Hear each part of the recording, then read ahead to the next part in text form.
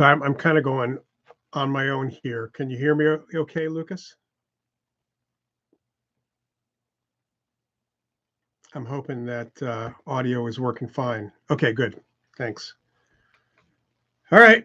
Yeah, so I'm here. I don't have streaming software, so I've got to hook this to Zoom at some point so I can actually put something up in the event that he's late or he can't make it. Excuse me, make it.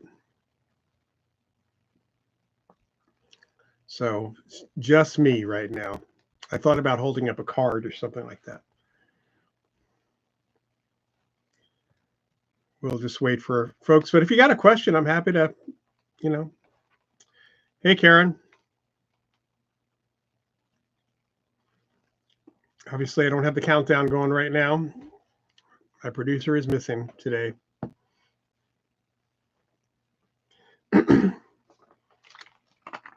So either of you have questions, feel free to jump in early.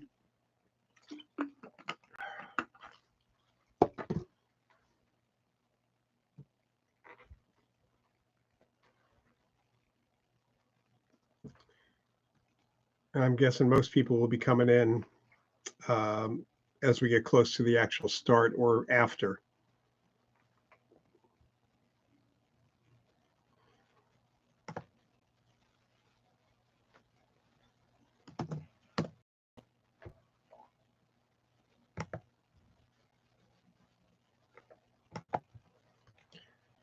Okay, you're starting to run out of questions. Okay, I completely understand, and you're having storms there too. Well, hopefully you'll keep your power. Hi, Danya. Good to see you. Good. Glad that you and Ben are there. It's been a while since I've seen you here. So obviously we got people coming in now.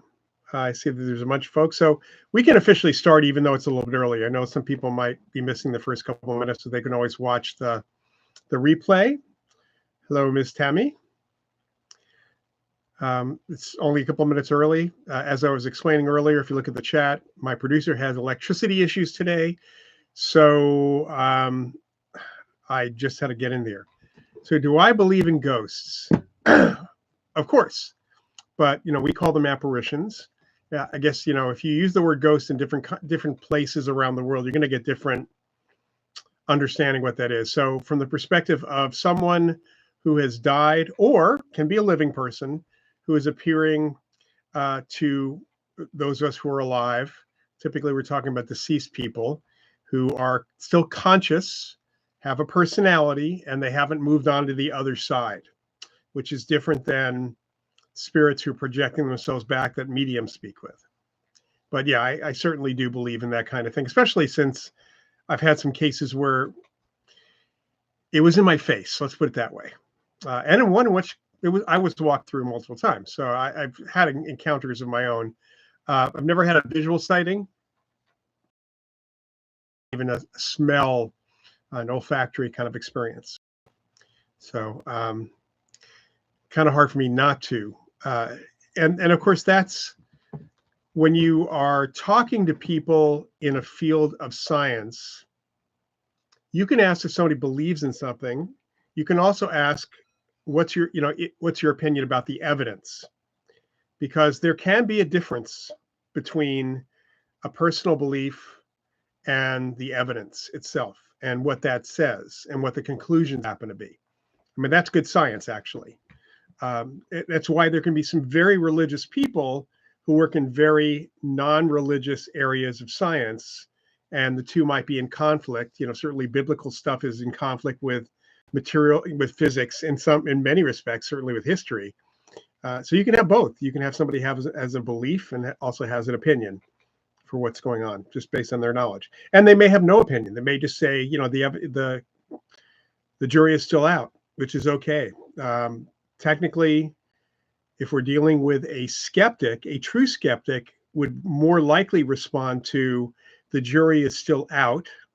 In other words, there's no decision yet, and then they can express their belief rather than, oh, this stuff doesn't exist. Hi, Mary Prankster. Do you think using candles is useful in rituals or lighting the path of spirit? Not for the spirit's purpose, it's for you. I mean, all the rituals we've got are for us, not for the deceased. It's your intention that is for the deceased, for spirits, not necessarily the clothing, because there's variations of rituals all over the world, but it's really for us in many respects. Hello, Ryan. What exactly are witchcraft and sorcery? How do you respond to people who hear parapsychology, violation of the Bible's condemnation of necromancy? Well, all right. First one, witchcraft and sorcery are from an anthropological perspective, which is where I'd be coming from. There's witchcraft as in Wicca, which is a pagan tradition. Witchcraft in the anthropological context is an inborn ability to do magic. Magic meaning you're affecting nature in some way, material world in some way.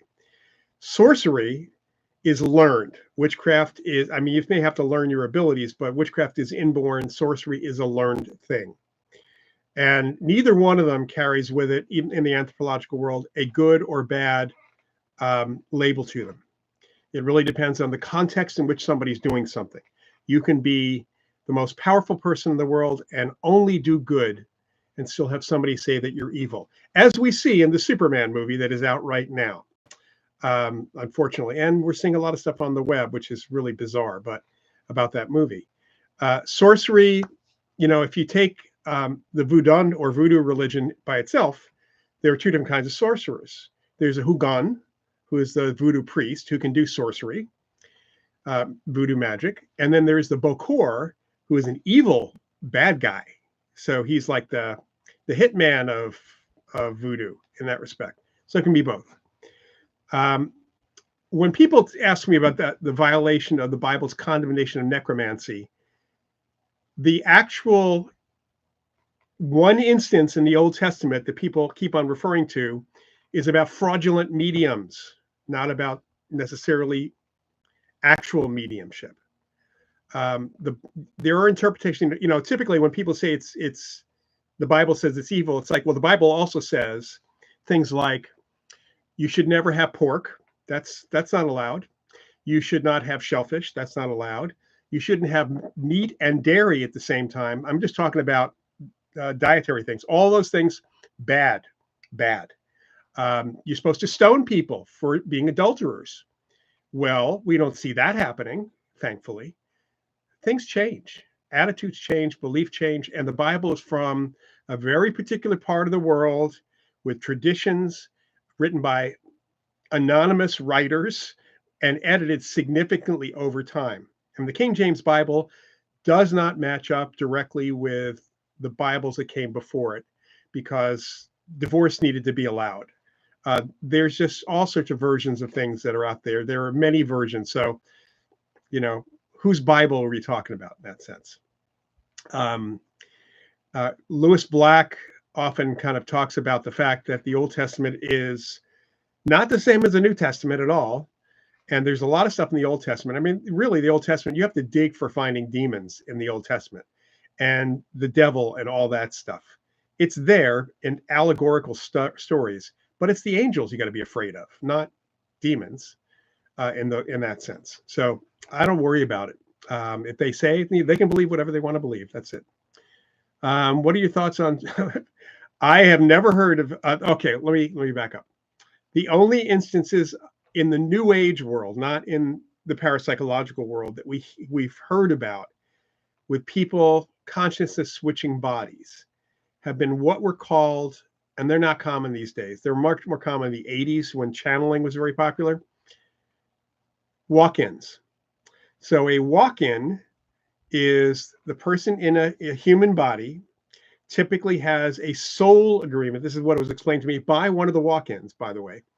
A soul agreement with another consciousness, another entity on the planet, or generally actually off planet. It was mostly aliens that would switch bodies with somebody, with no evidence whatsoever that was what was going on. So I don't believe that there's any evidence that happens.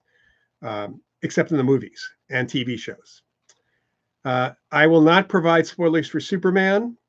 I will just say to you, I saw it on Thursday night. I'm going again on Tuesday night with with some friends who haven't seen it yet.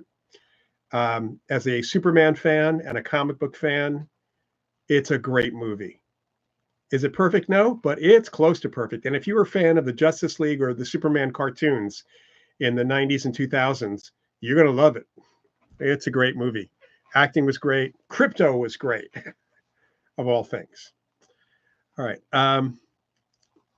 Yeah, thanks, Liz. The Bible says women should live in a tent outside while menstruating. There's many cultures that had kind of like that was the evil part of the month for women. Goat herders wrote that stuff. There's a lot of superstition in the Bible, and in both versions of the Bible, and a lot of human interpretation of things, and a lot of misquoting of the Bible today. Complete misquoting of the Bible today. So by people who don't know, who pretty much haven't read the Bible. Is psi ability like a talent, a latent technology in the human system? What's the on switch? Okay, it's not a latent technology percent, because that implies a tool that is man-made. Technology is about making things that do things that for a purpose. I mean, technically, a spearhead made out of flint or obsidian is technology. It's primitive technology, but it's still technology. So it is a latent, I can't even say it's a latent ability. Kids are much more psychic than adults are. We get educated, essentially indoctrinated against psychic ability. We are kind of brainwashed, if you will, as kids very often because of our culture. And this is not the case in all families. And there are even teachers who kind of take this in stride. But the Western culture, which is predominantly materialist, does not support ideas that kids come up with, or that kids might be psychic, or that psychic ability exists at all. Consequently, kids are told, they're given like patronizing responses. No, you don't really know what Uncle Harry's thinking. That's just your imagination. No, that invisible friend you've got, you're saying you're seeing your deceased grandfather. You didn't even know him. You're just your imagination. Or they're told as they grow up, you're weird. So kids who have these abilities sometimes are ostracized or even bullied. So we have the off switch rather than the on. The on switch really is, number one, noticing you're already psychic. And then part of it is actually working to figure out how you are psychic. And that is a really good question, because in August, I am teaching a 4-week class through the Rhine Education Center.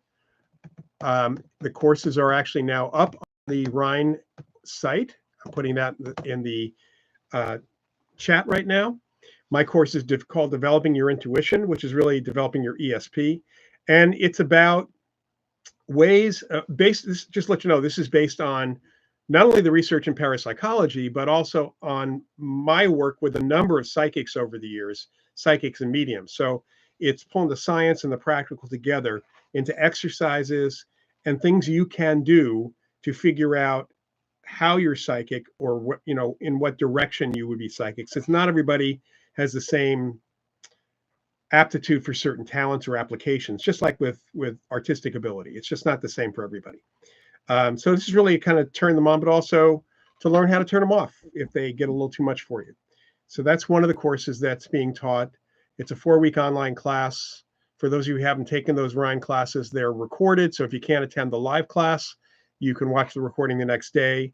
You can participate as much as you want in these courses, but there's quite a bit there. In fact, one of the things I'm included in there is a game that I created for a TV show that was bought, but unfortunately, thanks to the regime change at the Game Show Network, it was dumped by a new regime before it got into production. But we did some run-throughs and things, and it's a game called Telepathy that I came up with, which is both to encourage. You can play with your kids, play it with friends. It's to encourage people's kind of psychic connections, but also a bit of clairvoyance, and I see what's inside a box, that kind of thing. So that's one of the classes. I'll talk about the other ones in a bit. Let me just see what else we have here. Let's see. Trauma, and just back to Miss Tammy's question, trauma can do this. Intention's very important. Belief is very important. Acceptance of the abilities is very important. Genetics may have something to do with it. That's still being looked at. And Mary Prankster, I love crypto too. From your personal experience, what do you think happens to the soul or consciousness when we die? Some of us get to, for whatever reason, and we all have different reasons. I should say all the apparitions have different reasons because they're still human. They stick around for a little bit. And then they move on to whatever the next stage in life for consciousness happens to be. And we hear similar things from mediums in different parts of the world, but there are different interpretations. But it seems that some people get to choose reincarnation. Some people just can interact with whoever else is deceased, but also through mediums with the living. One of the interesting things that I've heard from most of the mediums I've worked with or experienced through the Forever Family Foundation, is that when you die, you do have kind of a life review. It's kind of like, it's not like your life flashing in front of your eyes before you die because you're in danger, but it's that kind of thing. And people who committed some bad stuff during their lives, they're confronted with it. So, they might feel guilty. All that stuff kind of comes out. In other words, they can create their own hell in that way. But the afterlife is not material. So it's not like you have actual physical homes and stuff like that. It's something different than we can even imagine. Maybe some science fiction has covered it, but it's hard to say. Okay. Ryan, how would you explain magic? Most people think of Harry Potter, but that's not what real magic is. Magic is just another term. Well, I mean, witchcraft and sorcery, magic is not just another term for witchcraft and sorcery. Magic is human attempts, whether it's natural or learned, to control the natural world around us, to alter it without any scientific principles. So in some respects, one could use a metaphor that especially psychokinesis, is magic, because you are affecting the physical world in some way, shape, or form. In fact, I really highly suggest people read Dean Radin's book, Real Magic, which kind of goes into that particular question. It involves intention.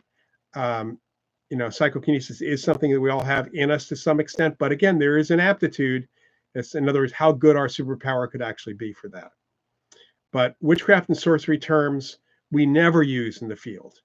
That is related to belief systems potentially around psychic ability, but very often not. So it may have nothing to do with that at all. Liz, you've been using the word tech for practice or method or modality, like psychological technology. So that's still human designed, human made in that sense. There is mental technology as well. These are still tools that people have. If you have a mnemonic, a technique of remembering things, that's a tool. That's technology of sorts in that sense. Okay. On the ability or receptivity of extra normal ability, will we have it there just accessing, and then maybe more important, perception, interpretation? So here's the thing. James Carpenter has a theory and model and a book out on the subject called First Sight. And First Sight says that we are using our psychic abilities. We're all psychic, and we're using those all the time. We are scanning the environment unconsciously all the time. But for the most part, most of what we pick up with our scanning, number one, may not even be as good as what our hearing and our sight picks up. In other words, our physical senses, which are designed for the physical world. And number two, a lot of what our psychic abilities might pick up are irrelevant, or they're the same as what our seeing and hearing picks up. So it's not that it's not really an extra normal ability, except as what we define normal. And in fact, nothing that we talk about in parapsychology is paranormal. If you go by the number of people who have reported ESP experiences, who reported ghostly experiences, who reported psychokinetic experiences, just by the numbers, may be rare for an individual, but absolutely normal. And in some cultures, these abilities are considered normal. Different abilities are considered very, very normal. In fact, not having them would be like being deaf in some respects. But perception, our perception, the information comes in through psi or through ESP, and it gets included in our perceptual process. And what that means is that what comes into your eyes is not necessarily what you see in your head. Our eyes pick up a lot more, our ears pick up a lot more than what we are attending to or consciously aware of at any given moment. And it's simply because we have this process of digesting the data and organizing it and then giving us a mental picture of what's going on, or sound and so on. So it's all about our brains. Our perceptual process translates information that comes in through the physical senses, but also through the non-physical senses. And just to point out one thing here before I move on, if you're dead, if you're a ghost, if you're a person without a body, you do not have a retina that can respond to light. In other words, you don't have an eardrum that will vibrate because of sound. So how in the world could you possibly see the world or hear the world? And the answer to that is with those non-physical senses that we call ESP. It's extrasensory. It doesn't mean it's an extra sense. It means it's non-sensory in that sense, in that way. All right, Ryan, you remember Jimmy Aiken talking about objects disappearing during poltergeist activities. How that works? Well, I mean, technically, there's two ways an object can disappear. If it's disappearing physically through psychokinesis, which is what you're talking about here, we might consider teleportation. Don't know we can't say how it works. We do not have a good working physical model of how psychokinesis works to even move an object. And one of the basic problems is when we do have situations where a person can, let's say, move an object 5 times or affect something 5 or 10 times, and we try to measure different things, the measurements change, even though the item that's moving and the way it's moving is exactly the same. In other words, if there's 5 different ways to move an object or affect something, our unconscious is going to find the simplest way given the physical situation in that moment. So it may be if an object disappears, it's because it's being teleported somewhere or being held somewhere, and then it comes back very often. In fact, a very common thing that happens to people, and there's 2 reasons for it, is something that Mary Rose Barrington, who wrote a book with this title called JOTT, J-O-T-T, which, by the way, stands for just one of those things. And that refers to those circumstances where, and I'll give you a good example. You come home one day, you put your keys on the coffee table, and you put them on the coffee table, and somebody else saw you put them on the coffee table. Somebody in your family saw you put them and saw them there. And then you come back a few minutes later because now you have to go out again, and you look and they're not on the coffee table. So you ask the person who saw the keys on the coffee table, did you move the keys? And they say no. And they look and the keys are not there either. Odds are if people actually saw the keys being placed there or saw them there and no one picked them up, you may be dealing with a case of JOTT, psychokinesis to hide the keys for a moment. The other side of that, if it's just you, your perceptual process, for whatever reason, your mind may be blocking you from seeing the keys, from actually noticing that the keys are actually there. Call that a negative hallucination or whatever you want to call it, but that definitely does happen also. So it's something that we have to kind of play with. Ryan, you're asking if the object travels via another dimension. We have no idea, honestly, where that object actually went. So we have no way of determining that in science at this point. Trauma can make dissociation more readily available. That can bypass the noise of physical senses. That is true. So can altered states induction. Different altered states do seem to help psychic ability, for that matter.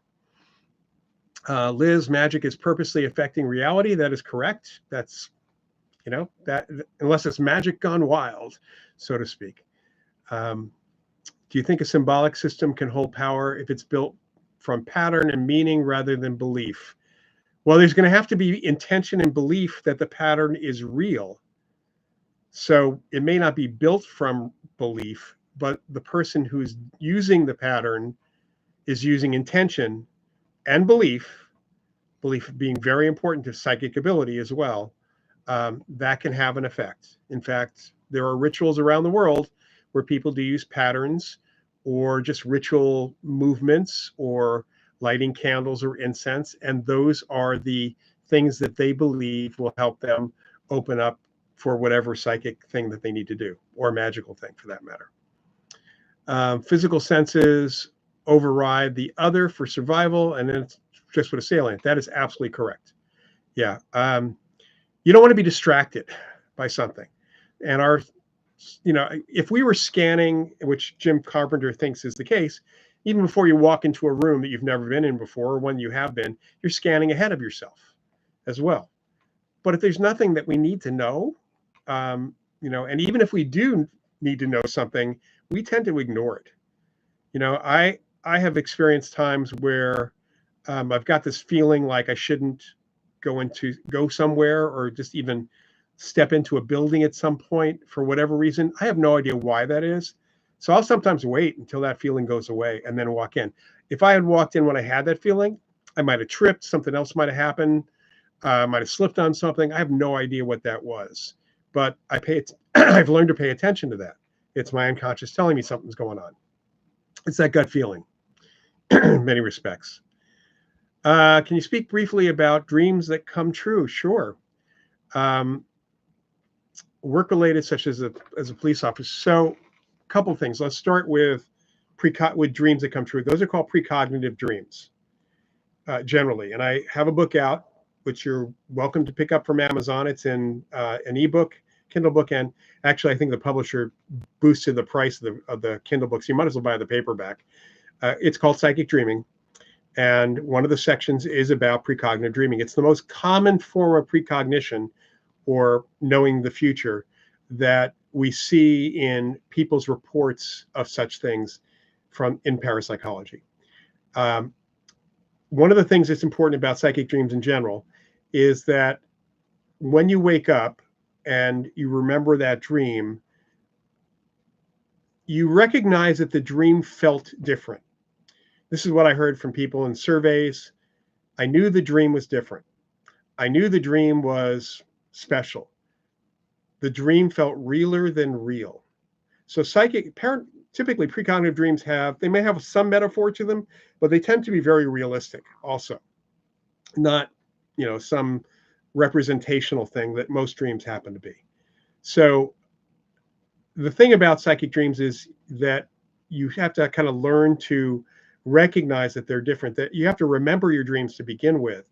I think it's not uncommon, because I've experienced this throughout my life, where I don't really remember my dreams, although I did during the time that I was writing my book on psychic dreams, just intention.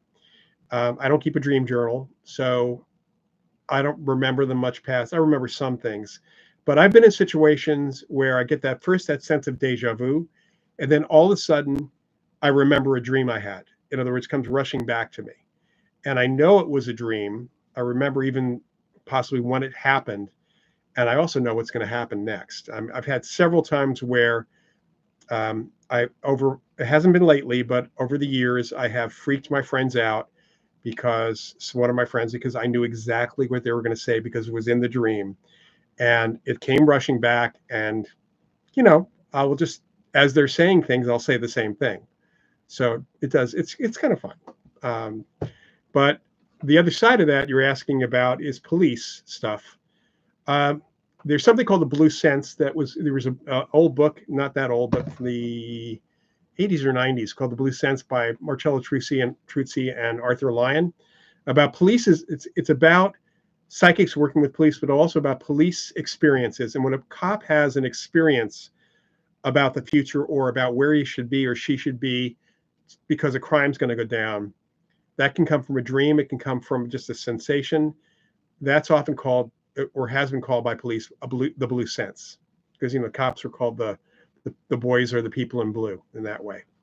So it's the person learning to pay attention. It's about noticing in that sense. Favorite live action Superman actor and or depiction? Ooh, that's tough, Ryan. I have to say David Corenswet is right up there.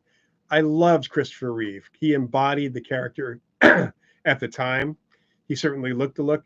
Corenswet truly embodies the Superman that's in the comic books, I think, even more than Christopher Reeve.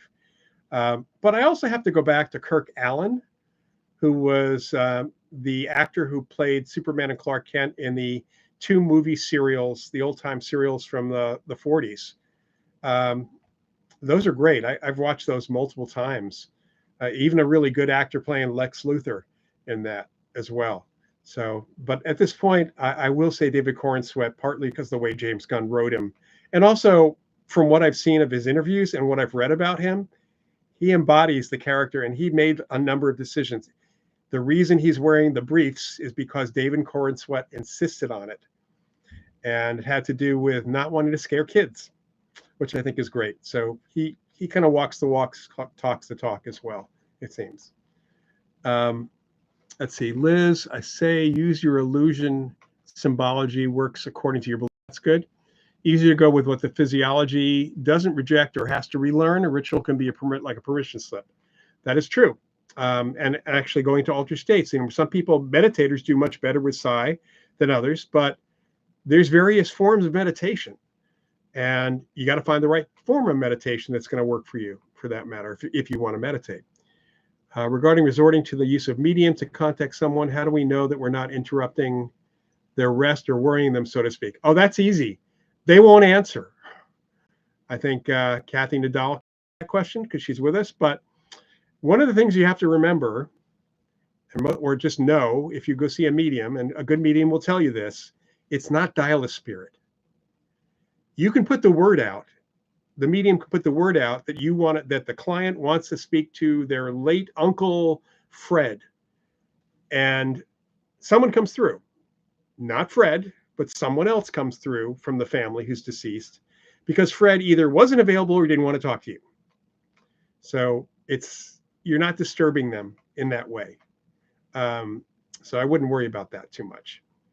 I think the body lives just a little in the future, like the mind is always a little in the past. You know, we have a mental construct of what now is, and now may be the present, may not be this moment. It may be a range of moment. The Iroquois believed in something called the long body, which William Roll used as a kind of a metaphor for some model that he had of precognition, and that's the idea that our awareness is a little in the future and a little in the past, and maybe our bodies are as well. Of course, if you believe in simultaneous time, then our bodies are in every moment, forward and backward throughout things. And Jordan, glad you made it. Okay. Symbolic aspect is grounding, and personal bypassing emotional network connect you with yourself through pattern, not belief. Symbols are magic. You know, there's a lot of that. Now, Jordan also had a question that he sent to me asking about a symbolic system that is not psychic in nature, but kind of it's a way for psi to work, to be kind of the landscape that psi works. And I hope I got that right, Jordan, just kind of in simple terms. It's yes, the answer is yes. I mean, we're not sure exactly the landscape in which psi actually works, you might say, in that way. So it's a really interesting thing that we have to kind of pay attention to. But I think it's really important for folks to develop physics, psychology in a way that psi might actually work on top of that, or in conjunction with that. I think that's really important as well. Do hauntings, place memory look normal? Any reports of hauntings that glow, like a glowing person walking? I haven't heard of any glows, but I will tell you one thing that's interesting about both apparitions and hauntings, and it's a good reason why. It's rare for someone to have an apparitional experience in the middle of the night when it's pitch dark, but there are some on record. And the interesting thing is that person who is seen, who is visually, it's not glowing, but you can see them as if they are fully lit, as if they were in daylight. even though the rest of the room is dark. And that's because, and the same with hauntings. And that's because what you're perceiving is not through your eyes, it's through your psychic, your ESP. So think of it as a superimposed image, that the background is a green screen, and this is the person kind of walking there, the dead person or the haunting, and the green screen is kind of filled in as darkness or whatever else. So we haven't heard about glow in that way, although there's research going on right now on biophoton emission, which is small particles of light. Photon is a particle of light being given off by the brain. We give off biophotons, ultraviolet biophotons. They've been measured, not just by parapsychologists, by other people as well.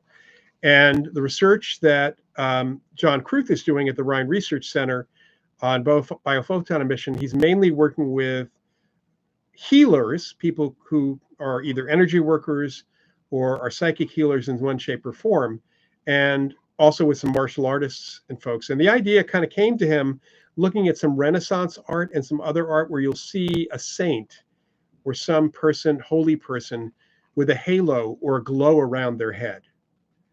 So taking that as a metaphor, doing biophoton research, finding that some healers can increase the generation of biophotons while they're actually they're not intentionally trying to affect the biophotons, but there is a huge increase in biophotons for some of them when they're putting out that healing energy as well, or when a martial artist is using chi.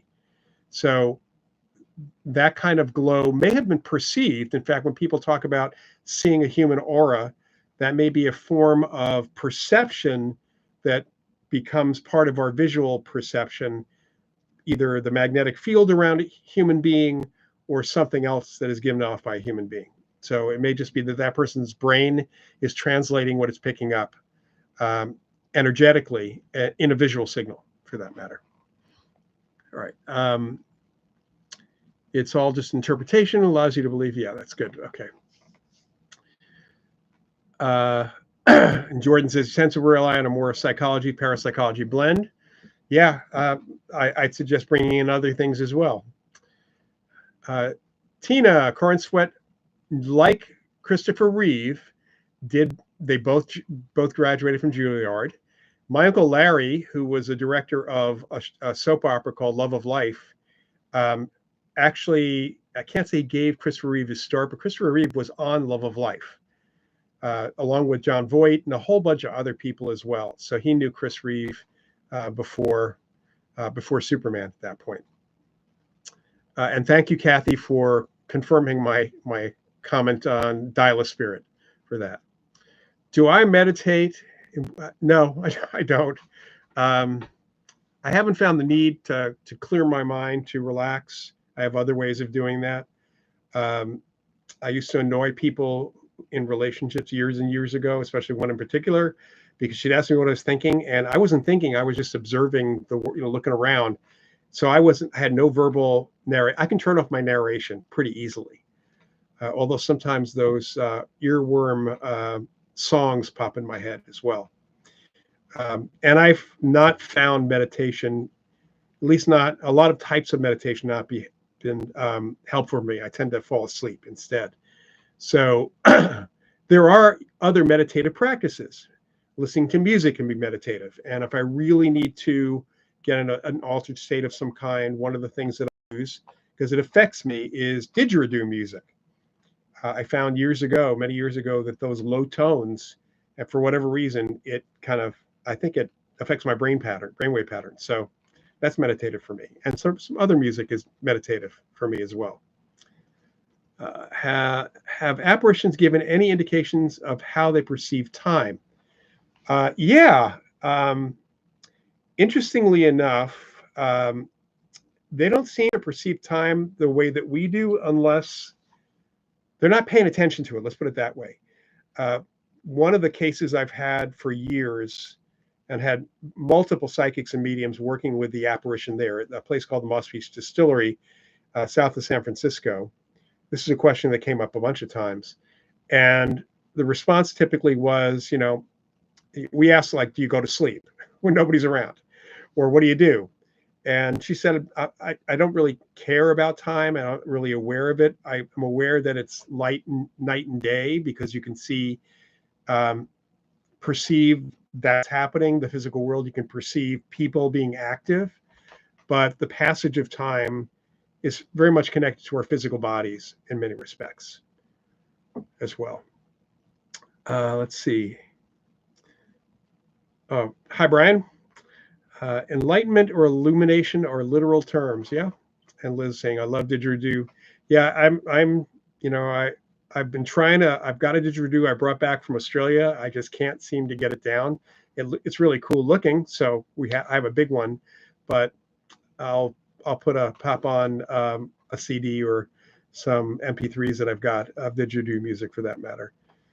Interesting thing is, I was shooting something for Japanese TV in Australia, in the top end of Australia, in Darwin. And one of the things that they did, the production company did, was they hired an traditional Aboriginal dance troupe. And we were on the beach in Darwin. Um, we had a guy, one of them was playing a didgeridoo, another was using clack sticks, and also chanting as well, singing basically. And the troupe was dancing, and part of the dance was stomping their heels on the ground. And I was probably 20 feet away, and I don't know what it was going on, because I've never seen this happen or felt this happen in other circumstances, but I could feel the vibes coming through the ground. My whole body was feeling that on top of the didgeridoo music. So it was really a really interesting thing to experience as well. Jordan, is it possible that a symbolic system works because it engages the unconscious directly, bypassing rational resistance? Yes, but the question then is, there are very culturally specific patterns, it seems. So it seems to tie in to to various cultural beliefs as well, or at least the culture itself in some way. Now, there's some common patterns or shapes that are certainly there, but they often don't have meaning for people. So a good example, speaking about the Australian Aboriginal people, the First Nations there, back in the 1950s, a man named Ronald Rose, an anthropologist, was given a grant by Duke University. He's working with J.B. Ryan, and he went to Australia to work with the indigenous people there.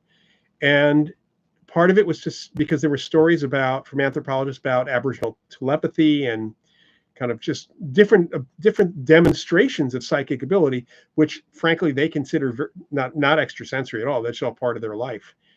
And he was trying to do tests with ESP cards, and they were like, what are these shapes?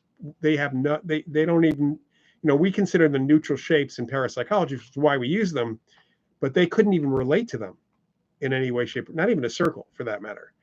So he created ESP cards using indigenous animals, kangaroo and a number of other animals that were there. And that seemed to work really well because they could relate to them.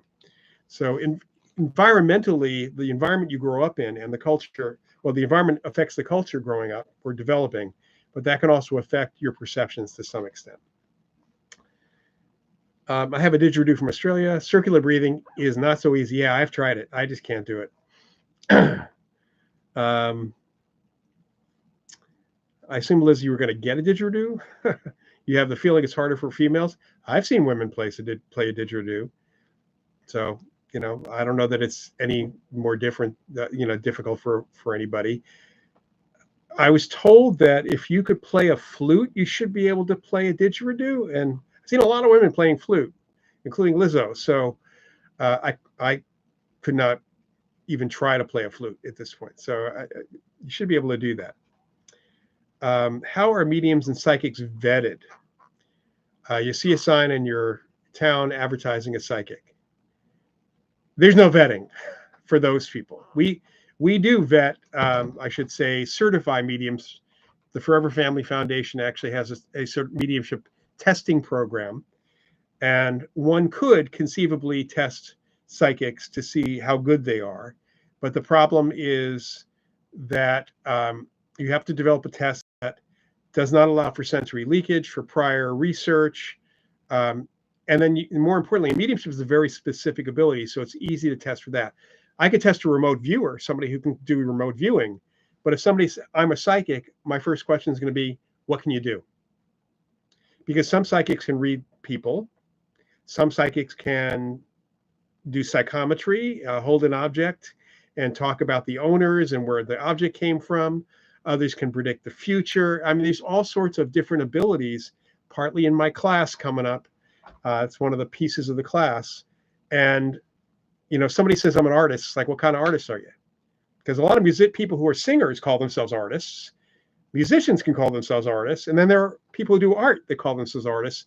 But somebody who paints is not necessarily going to be a sculptor. You got to figure all that out. There is no vetting process. There may be a licensing process in your town. Whether the person's a fraud or not, you'd have to check. And then the question I always suggest people to consider, a couple of questions. One, why would you go see a psychic? If it's curiosity, that's fine. If it's entertainment, don't even care if it's fraud. Just, are they good at entertaining you with what they're doing? If you have a specific reason to go see a psychic and you participate properly, generally it's for advice of some kind. The question is, was the advice good? And was it any better than your best friend could give you? You know, those are, so did you spend your money for no reason, or did you talk to your best friends? This is kind of like corporations hiring a business consultant at $5,000 an hour to tell them exactly what their employees have been telling them for the last 3 years. Because they don't want to listen to their employees. They want to listen to this 5,000, because of course you're paying $5,000, so that advice had better be good. But I've seen that happen in the corporate world many, many times. It's kind of ridiculous when it comes right down to it. There's a course that I will be, we're going to be doing this. So on November, I want to say 15th, there will be a webinar and a live session at the Rhine Center in Durham, North Carolina, where I will be talking about how to choose and assess a psychic for investigations, but just in general. So that will be something that will be advertised, probably coming up on the Rhine Center's list website, which is just rhine.org, sometime after the summer. All right, so I teach a full course in that subject, and there's some really good books on assessing psychic readings for that matter. But if a person's a phony psychic, but they're entertaining and that's all you're paying for, a lot of my buddies who are, I'm in the Psychic Entertainers Association because I also do mentalism, and I know guys who are incredible readers, and they're entertaining when they do their readings as well, or they're very compassionate and will often refer people to counselors or therapists. So I think that people are often getting their money's worth from people like that, depending on what they're asking for. The other thing is, if you go to see a psychic, if it's about the future is not set in stone. We have a lot of evidence that that's the case.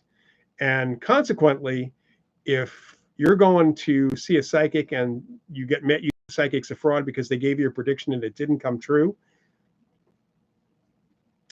frankly, you went to the wrong, that was the wrong thing to do, because a good psychic will often tell you, if they can predict the future, that what they tell you right now about what's going to happen in 3 weeks or next week could change because of the information they're giving you. You might make different decisions because of the information in that reading, which make that prediction not come true. That's not the psychic's fault. It could have been fake. It could have been real in that sense. Okay. In both apparition and hauntings are seen with the mind's eye. Yeah, absolutely. There's not an either or. Apparitions and haunting phenomena do not reflect or give off light. That's what our eyes pick up. Simple as that. That's why you can't take pictures that really take pictures of ghosts. Pictures might show up something with an anomaly if, in fact, the apparition can affect the camera, the recording medium, the film, or whatever the recording medium is, or the operator is affecting that. It's like with EVP, electronic voice phenomena, which ghost hunters love to play with. is not voice phenomena. In other words, nobody heard the voice. It's the entity or the operator or a combination of the two using psychokinesis, mind over matter, to affect the device or the recording medium. That's what it is. It's not a sound. It's not a visual in that way. So apparitions, this is one reason why when you have multiple people in a room and somebody sees the apparition and somebody hears the apparition's voice or somebody else senses a presence, people are having different perceptions of that apparition. And then most of the people won't experience anything. Because if that apparition was visual with the eyeball, everybody would see it. You could take a picture. If the haunting was visual, everybody would see it. You could take a picture of it. It's just plain common sense, and also the evidence all shows that as well. Okay. I know I had a question from Mariah, who is a medium I work with. Let's see if I can find that for her. Here we go. All right. So here's her question. With children who remember a past life, she's asking if they experience the emotions related to the tragedy of their death, which they sometimes explain in this life. Studies shown that children know what these unusual adult-like feelings are about, if they're able to understand them as children. If so, do you know how these emotional experiences are treated if they go to therapy? All right. So one of the things that is interesting about children remembering previous lives is they can remember their death, especially if it was violent or sudden. Let's put it that way. They can remember the emotion of that, but typically there's not necessarily, the trauma is they're already dead. I mean, they died usually very quickly in almost all of these circumstances that the folks at the University of Virginia have looked at. It wasn't a prolonged death of the person. It didn't, not somebody dying of cancer, that kind of thing. These are fairly fast, sudden experiences. But while it may not provide kind of the emotional impact, in fact, the kids don't seem to have too much trauma from those, that still can come out later on, or even in early on, as phobias. So someone who drowned and is that personality is being recalled by a child, that child may be terrified of water. Somebody who was in a car accident for whatever happened could have a phobia. Somebody who was killed because of a venomous snake bite may be afraid of snakes and things like that. So those things, that kind of trauma can come in. And that's why there's something called past life regression therapy, which especially can help people with phobias, even though it likely doesn't provide enough evidence to verify, even from a parapsychological perspective, that this person had that past life. These are still works out for things. So, but I've not heard of any cases where the kids are trying to understand the emotion, the trauma or something. They clearly understand what happened with that in that recall that's there as well. That was kind of a marathon. All right, so I'm going to take this moment that there's happening here in the chat for a moment to talk about the Ryan Education Center's classes that are coming up in August. So I mentioned my course, Developing Your Intuition, 4-week class, once a week. Again, the classes are all recorded.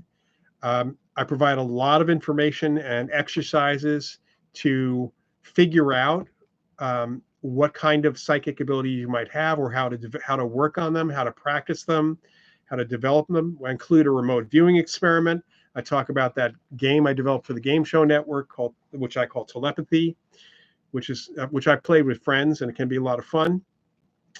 And then a part of that also, I provide a workbook, a PDF of a workbook, which is currently out of print, called Discovering Your Psychic World by my late colleague, psychic medium Annette Martin, which is designed to help people figure out what they're good at. One of the things that Annette was, when she taught people, she was both a medium and a psychic, but she had pretty broad psychic abilities, but couldn't do everything. And she didn't expect she could do everything. And that's the point, is that learning to be psychic does not mean you can do every psychic task. So her book is designed, the workbook that I provide for free, part of the course, is you try exercises to see where there's a glimmer of, oh, I think I might be able to do this. And then you kind of work on that. So that's Robert Wagner, who's a well-known name and author in the world of dreams, research in dreams, and also specifically lucid dreaming, is teaching a course with, who's the other person teaching that here? Let's see if I can find this really, with Jeffrey Peck, which is basically on lucid dreaming. It's an introduction to lucid dreaming and how to learn how to do lucid dreaming. So he's well known, well respected. If you're interested in lucid dreaming, that should be a great course. My colleague, the executive director of the Ryan Research Center, John Kruth, is teaching a course called Presentiment, Precognition, Exploring the Nature and Theories of Time in relation to ESP, to precognition, presentiment specifically. That's your body feeling things in advance. And then I'm teaching a course called Presenting the Paranormal to the Public, which I've taught before. And if you have any interest whatsoever in talking about the paranormal, like at least somebody who sounds credible and knows what they're talking about, even to your friends, so they don't think you're nuts, this course is for you. It's really designed to give guidelines, how to talk credibly about this. So average people will understand you. There's so many times I hear ghost hunters talking, and even my colleagues in parapsychology, and they're using jargon. Think of it as, using too many corporate abbreviations for things. So you want to be able to talk to people so that they understand what you're talking about. So you completely understand. So there's that piece of it. I also talk about public speaking skills, specifically about this particular topic, overcoming the fear of public speaking. If you have that, if you ever want to go out and talk about it to groups, but also be talking about working with the media, some good media skills, how to be a good interview subject, not just to do a good interview, and just kind of some basic marketing and publicity skills.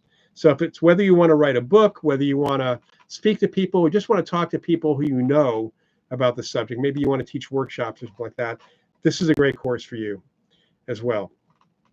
And then there's one other course that's being offered, which is really part 2 of a course, which will be, and the part 1 will be offered again. It's called Writing About Your Experiences by parapsychologist Sally Ann Drucker. And it really is, if you have extensive writing experience, you can probably get the most out of the course, but otherwise you should think about taking Writing About Part 1 at some point. I think it'll be offered in the fall again. So that's kind of important. So these are all on the Rhine Education Center's page. Again, it's just simply rhineedu.org. Okay, let's go back here and see what we got. When apparitions speak, do their mouths move? If there's no sound, what purpose would mouth moving serve? Sometimes yes, sometimes no. The purpose would be their self-image. There's also no purpose for them having clothing on. Do you ever think about that? Why do apparitions have clothes? Why do ghosts have clothes? I mean, hauntings are going to be recordings of things, so that makes sense. Why would a spirit need clothing? Well, number one, so it's not to shock you too much, I would assume. But the other is that the way they look to a person who visually can perceive them is based on the apparition's mental image of themselves. It is not based on anything else, it seems. There are apparition cases, I have one myself, where the apparition appeared in different clothing. In fact, I've had several where the apparition has appeared in different clothing, where the apparition, one in particular, appeared at different ages, because that's apparently how she felt that day, according to the witnesses themselves communicating with the apparition. It's how you think of yourself. It's really interesting that when people die later in life and they appear, the majority of apparition experiences happen usually within 24 to 72 hours of the person's death, a moment of death, to a couple days later, sometimes a week later. And typically the friends and loved ones, relatives, who are perceiving them in some way. It could be a voice, it could be visual, but they're perceiving them in some way. And if they visually see them, it's like the person's going to say goodbye. They often look younger and certainly healthier than they did when they died. So it is a self-image, and most of us have a better self-image of ourselves than how we actually look in that way. Okay, so I assume that if you have a self-image of your mouth moving, that's probably going to happen too. If we've taken a course previously, it's at the Rhine, do we continue to have access to it through the Rhine? Generally, for quite some time. I'm not sure what John's cutoff is, but it's at least a couple of years. You can go back and look as well. You can always connect with the Rhine Center and just make sure that you still have access if you're not having access for some reason. The Aboriginals not knowing shape, they knew the shapes, they just didn't mean anything to them. Because clearly the sun is a circle, the moon is a circle at times. It's just that they had no specific, they were not used in the culture the same way. If you look at Aboriginal art, there are circles there. There's some other shapes as well, very few right angles in a lot of the art. But it had no inherent meaning to things. So that's an important thing. Different cultures have different meanings. I've mentioned this before, and I'm going to quickly do this since I only have a couple of minutes. But I believe it was it was either the first or second David Blaine street magic specials that were done years ago, where he was doing card tricks for people, of course, on the street.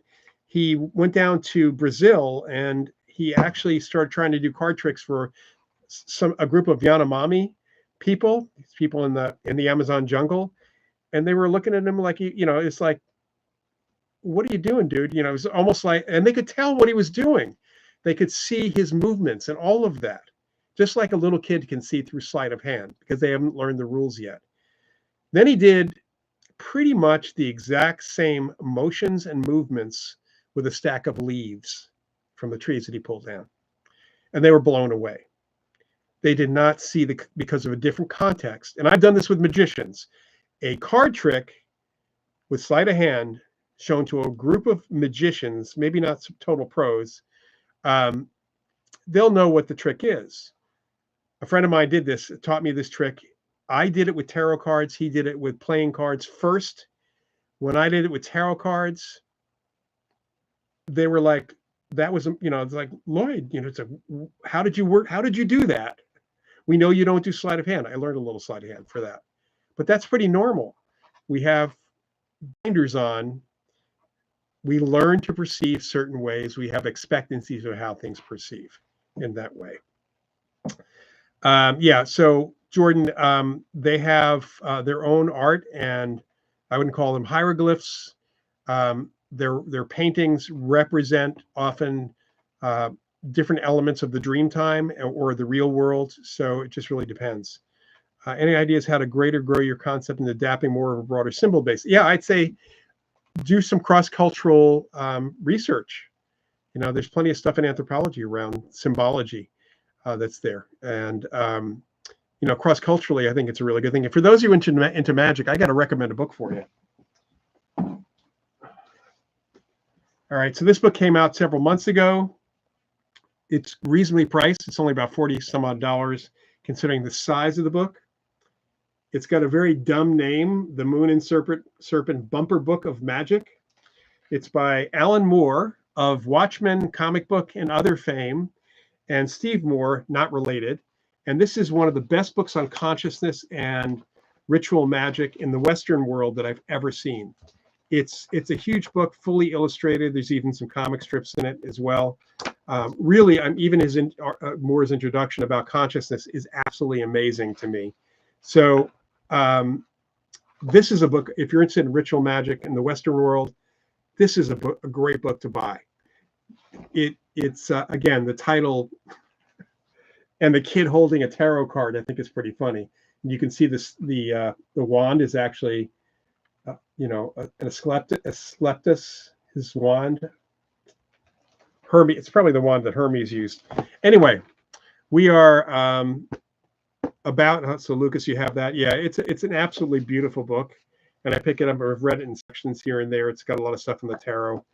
It's just a great book. I bought it because it sounded unusual, and it was a real wonder actually when I picked it up. Anyway, thank you all for joining. Thanks for the rousing discussion today. As I mentioned right up front, my producer unfortunately was without electricity apparently, and still without electricity. So just had some work done on their circuit board today. Had nothing to do with storms or anything like that. And so I'm here live by myself without all the bells and whistles we normally have. I hope you come back in 2 weeks. We should be back as normal for episode 53 of Ask Professor Paranormal. And that is the 27th of July, Sunday the 27th. I think that's right. And I hope to see you there. Tell your friends. Don't forget to like and subscribe. And just may the force be with you. Go see Superman. Thanks.